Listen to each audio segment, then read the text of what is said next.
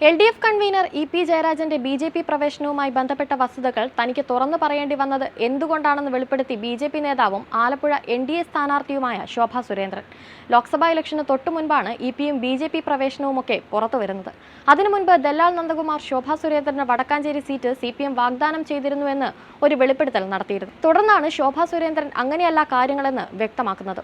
EP. Jayarajan ബി.ജെ.പിയിലേക്ക് ചേക്കേറാൻ ശ്രമിച്ചതാണെന്നും അതിന് ദല്ലാൽ നന്ദകുമാർ വഴി തന്നെ സമീപിക്കുകയായിരുന്നുവെന്നും തുറന്നു പറഞ്ഞത്. അവർ അത് തുറന്നു പറയുന്നത് താൻ CPM-ൽ ചേരാൻ പോയി എന്ന ദല്ലാൽ നന്ദകുമാറിന്റെ ആരോപണം പൊളിക്കാൻ വേണ്ടിയായിരുന്നു.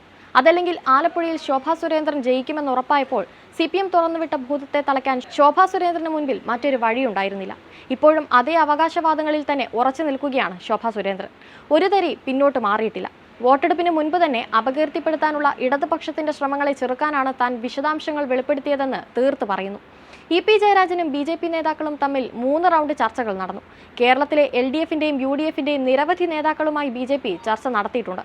പക്ഷേ ഉത്തരവാദിത്തപ്പെട്ട പാർട്ടി നേതാവെന്ന നിലയിൽ എനിക്ക് അനുയോജ്യമല്ലാത്തതിനാൽ അത്തരം യോഗങ്ങളുടെ വിശദാംശങ്ങൾ താൻ ഒരിക്കലും വെളിപ്പെടുത്തിയിട്ടില്ല. വോട്ടെടുപ്പിന് 2 ദിവസം മുൻപ് ഏപ്രിൽ 24-ന് എനിക്കും പത്തനംതിട്ട സ്ഥാനാർത്ഥിയായിരുന്ന അനിൽ ആന്റണിക്കുമെതിരെ തെറ്റായ ആരോപണം ഉന്നയിക്കാൻ ശ്രമം നടന്നിരുന്നു. താൻ വിജയിച്ചേക്കുമെന്ന് കോൺഗ്രസും CPM-ഉം മനസ്സിലാക്കിയതോടെയാണ് ഈ നീക്കം.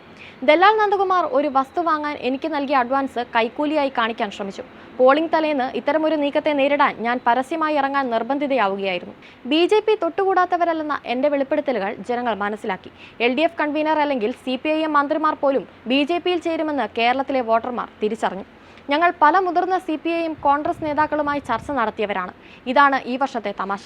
CPIM നേതാക്കളെ മാത്രമല്ല കോൺഗ്രസുകാരെയും ഞങ്ങൾ കൊണ്ടുവരും.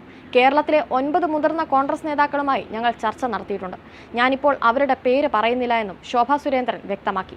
ഇ.പി. ജയരാജൻ അവസാന നിമിഷം തീരുമാനത്തിൽ നിന്ന് പിന്മാറി. പ്രാരംഭ ചർച്ചകളുടെ 90% പൂർത്തിയായപ്പോൾ ബി.ജെ.പിയിൽ ചേരുന്നത് വൈകിപ്പിക്കാൻ എന്നോട് ആവശ്യപ്പെട്ടു. പാർട്ടിയുടെ മുതിർന്ന നേതാവെന്ന നിലയിൽ സംസ്ഥാന നേതൃത്വം മാത്രമല്ല കേന്ദ്രത്തിൽ നിന്നുമുള്ള മുതിർന്ന നേതാക്കളും ഏൽപ്പിക്കുന്ന ഉത്തരവാദിത്തങ്ങൾ ഞാൻ നിർവഹിക്കുമെന്നും ശോഭാ സുരേന്ദ്രൻ പറഞ്ഞു.